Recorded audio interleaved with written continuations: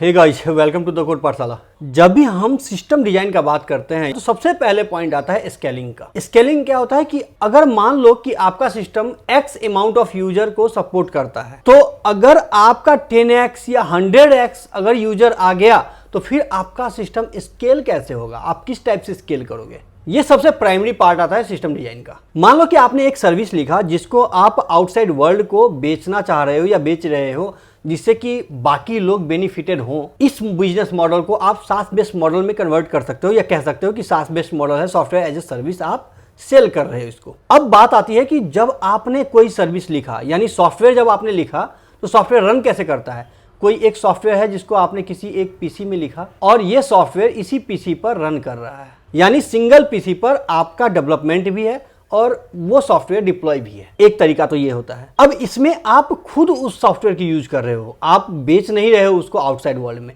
अगर आपको वो पार्टिकुलर सॉफ्टवेयर आउटसाइड वर्ल्ड में बेचना है तो आपको क्या करना पड़ेगा, एपीआई को एक्सपोज करना पड़ेगा। यानी कोई आपने एक एपीआई लिखा, एप्लीकेशन प्रोग्रामिंग इंटरफेस, कोई सर्विस एपीआई आपने लिखा, उसको डिप्लॉय किया आपने किसी सर्वर पे और इसको आपने एक्सपोज कर दिया आउटसाइड वर्ल्ड के लिए। तो जब आपने इसको एक्सपोज किया तो ये बाकी सारे क्लाइंट इस सर्वर से कनेक्ट होंगे, चाहे वो मोबाइल से भी कनेक्ट हो सकते हैं और कंप्यूटर से भी कनेक्ट हो सकते हैं। और वो क्या करेंगे, आपके एपीआई को हिट करके उसके रिस्पॉन्स को लेकर के अपना कुछ काम कर लेंगे। ठीक है, यहां तक तो क्लियर है। अब बात आती है कि मान लो आपका जो सर्वर है वो सर्वर सपोर्ट करता है 1 लाख यूजर को, ठीक है, लेकिन अब आपका जो एपीआई है, आपका जो सर्विस है वो बहुत ही पॉपुलर हो गया और अब आपके पास 1 मिलियन कस्टमर आ गए, यानी 10x आपका कस्टमर बेस इंक्रीज हो गया। अब जैसे ही 10x इंक्रीज हुआ तो अब आपका जो सर्वर है वो बैठ जाएगा। अभी तक क्या कर रहे थे आप इस सर्वर को मेंटेन खुद ही कर रहे थे। क्लाउड सर्विस प्रोवाइडर से क्लाउड पर स्पेस ले लो और अपने एपीआई को वहां पर डिप्लॉय करो। इससे बेनिफिट क्या मिलेगा आपको मेंटेन करने की जरूरत नहीं पड़ेगी, वो सारा मेंटेनेंस प्रोवाइडर करेगा। अगर हम प्रोवाइडर की बात करें तो प्रोवाइडर में कुछ टॉप लेवल के प्रोवाइडर हैं जो मार्केट में क्लाउड प्रोवाइड करते हैं, जैसे अमेजॉन है, AWS, एज्योर है माइक्रोसॉफ्ट का, फिर गूगल क्लाउड है, GCP। डिस्ट्रीब्यूटेड सिस्टम की जब बात आती है तो डिस्ट्रीब्यूटेड सिस्टम मतलब मल्टीपल सिस्टम एक साथ एक बैच में ऐड कर दिया जाता है। यानी क्लाउड क्या है, क्लाउड एक सेट ऑफ सिस्टम्स का एक ग्रुप है। ये मान लो एक क्लाउड है। अब क्या करोगे, आप अपने सर्विस को यहां पर डिप्लॉय करोगे। अब आपको उस सर्वर को मेंटेन करने की जरूरत नहीं पड़ेगी। अब यहां पर भी स्केल का प्रॉब्लम आएगा ना। अभी जो क्लाउड से आपने स्पेस लिया था वो स्पेस लिया था 500 GB हार्ड डिस्क और 8 GB रैम का, मान लो। अब ये क्या करता है, 1 लाख यूजर सपोर्ट करता है, लेकिन आपको 1 मिलियन यानी 10x यूजर बढ़ गया या 10x सपोर्ट करवाना है तो आपको इसको स्केल करना पड़ेगा सिस्टम को। स्केलिंग के भी 2 तरीके हैं, पहला हॉरिजॉन्टल स्केलिंग और दूसरा vertical scaling. Horizontal scaling it means कि स्केल इन कर रहे हो आप या स्केल डाउन कर रहे हो, और हॉरिजॉन्टल स्केलिंग मतलब स्केल आउट या स्केल अप कर रहे हो। चलो अब इसको हम एक एग्जांपल से समझते हैं, रियल लाइफ एग्जांपल लेकर के चलते हैं कि मान लो आपका एक कार सर्विस कंपनी है। अभी आपके पास एक कार है 5 सीटर। मान लो आपके पास एक सिचुएशन आ गया कि आपको 6 बंदे को लेके जाना है कार में। तो अब ये तो पॉसिबल नहीं है क्योंकि तो आपके पास सीट अवेलेबल है 4 और वहां पर बंदे हैं 6। अब इस प्रॉब्लम को सॉल्व करने के लिए आप क्या करोगे, या तो आप अपने कार को बड़ा करोगे, यानी 5 सीटर की जगह 7 सीटर कार लोगे आप। एक तरीका तो ये है। दूसरा तरीका है कि 5 सीटर कार तो ऐसे ही रहेगा, आप एक और 5 सीटर कार ले लोगे। 6 बंदे का ग्रुप है तो 2 कार में आप उसको लेके जा सकते हो। यानी दूसरा तरीका है कि 5 सीटर और 5 सीटर का 2 कार आपने परचेज कर दिया। अब दोनों का बेनिफिट क्या है, बेनिफिट ये है कि 7 सीटर कार अगर आपने परचेज किया है तो अब आपको मेंटेनेंस करने की जरूरत ज़्यादा नहीं पड़ेगी, क्योंकि सिंगल ड्राइवर से आपका काम चल रहा है। फ्यूल 2 कार की अपेक्षा 1 कार में कम लगेगा। तो ये सब बेनिफिट्स हैं। अब प्रॉब्लम कहाँ आती है कि मान लो अगर एक ही बंदा है जिसको ट्रेवल करना है, उसके लिए आप 7 सीटर कार सप्लाई कर रहे हो, तो 6 सीट यहाँ पर तो आपका यूज नहीं हुआ ना। अब पॉइंट आती है कि यहाँ पर इसका बेनिफिट क्या होगा। इसका बेनिफिट यह है कि जब आपको 4 से ज्यादा बंदे को ट्रेवल करवाना है तब आप दूसरे कार को निकालोगे, ठीक है, नहीं तो ये कार लगा रहेगा और 5 सीटर से आपका काम चल जाएगा। यानी ये हो गया वर्टिकल स्केलिंग और ये हो गया हॉरिजॉन्टल स्केलिंग। यानी यहां पर आप स्केल इन कर रहे हो, 5 सीटर कार को आपने 7 सीटर में कन्वर्ट किया है, यानी स्केल इन कर रहे हो। इनसाइड अ कार आपने सीट बढ़ाया। और यहां पर क्या कर रहे हो, आप स्केल आउट कर रहे हो। यानी आपके पास 5 सीटर कार था, आपने एक और 5 सीटर कार ले लिया लोड बैलेंस करने के लिए, यानी 6 और 7 बंदे का अगर लोड आता है तो आप उसको बैलेंस कर पाओ। यानी वर्टिकल स्केलिंग का एक लिमिट है, बट हॉरिजॉन्टल स्केलिंग का कोई लिमिट नहीं होता।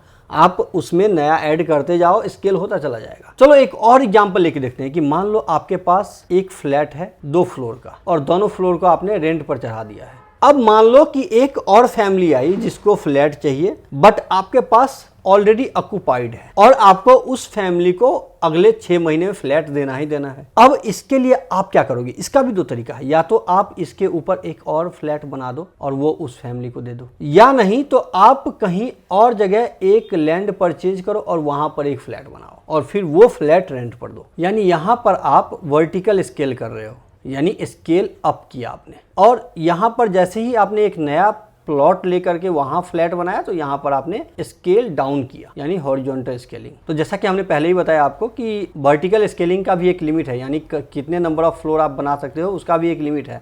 ऐसा नहीं कि आप 100 फ्लोर और 1000 फ्लोर और मिलियंस फ्लोर बना दोगे, नहीं। लेकिन हॉरिजॉन्टल स्केलिंग का कोई लिमिट नहीं है, जितना लैंड आपके पास है आप उतना सारा फ्लैट बना सकते हो। यानी अगर टेक्निकल टर्म में आप देखोगे कि मान लो आपके पास एक सर्वर है जिसमें 8 GB रैम है और 500 GB हार्ड डिस्क है। अब सेम कंप्यूटर के अंदर आपने क्या किया, 16 GB रैम लगा दिया और 1 TB हार्ड डिस्क लगा दिया सेम कंप्यूटर के अंदर। तो ये हो गया वर्टिकल स्केलिंग। पहले जो आपका था वो अगर मान लो कि 1 लाख यूजर को टैकल कर सकता था, तो अब आपने डबल कर दिया, यानी 2 लाख ये टैकल कर लेगा। अगर आपको 10x करना है तो फिर इसको बढ़ाना पड़ेगा, यानी 8 GB रैम की जगह आप 80 GB रैम कर दो तो ये ऑटोमेटिकली 10x हो जाएगा। ये हो गया वर्टिकल स्केलिंग। हॉरिजॉन्टल स्केलिंग में आपको क्या करते हो, आपके पास एक सिस्टम है 8 GB और 500 GB का। अब आप क्या करोगे, सेम टाइप का सिस्टम आप 5 लगा दिया आपने, यानी 5x आपका ऑलरेडी ये स्केल हो गया। ये हो गया हॉरिजॉन्टल स्केलिंग। अब हॉरिजॉन्टल स्केलिंग और वर्टिकल स्केलिंग में अगर आप देखो कि बेनिफिट क्या क्या है, तो हॉरिजॉन्टल स्केलिंग में आपका कोई लिमिट नहीं है हार्डवेयर का। यहाँ पर हार्डवेयर का लिमिटेशन है कि आप इतना ही मैक्सिमम हार्डवेयर आप बढ़ा सकते हो, बट यहाँ कोई लिमिटेशन नहीं है क्योंकि आप छोटा छोटा हार्डवेयर बहुत ज़्यादा मात्रा में बढ़ा रहे हो। आप सिस्टम ही नया लगा रहे हो तो उसका कोई लिमिट नहीं है। हॉरिजॉन्टल स्केलिंग में एक प्रॉब्लम है कि आपको मेंटेन करना पड़ेगा। यहाँ पर एक लोड बैलेंसर की जरूरत पड़ेगी जो कि आपके सिस्टम के लोड को इक्वली डिस्ट्रीब्यूट करे। ऐसा ना हो कि आपके पास हर बार एक ही सिस्टम पर लोड आता रहे, तो यहाँ बीच में आपको एक लोड बैलेंसर की जरूरत पड़ती है। बट वर्टिकल स्केलिंग में ऐसा कोई जरूरत नहीं है, इजी टू मेंटेन है, उसमें कोई लोड बैलेंसर की जरूरत नहीं है। अब अगर डिप्लॉयमेंट की बात करो तो हॉरिजॉन्टल स्केलिंग में डिप्लॉयमेंट थोड़ा सा डिफिकल्ट है वर्टिकल स्केलिंग के हिसाब से।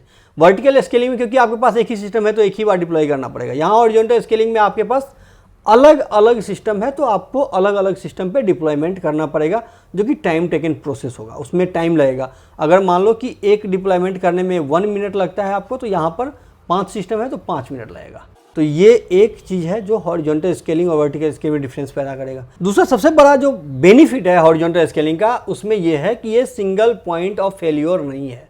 यानी एक सिस्टम अगर फेल हो गया तो बाकी 4 चलता रहेगा और लोड बैलेंसर उन चारों पर इक्वली डिस्ट्रीब्यूट करता रहेगा।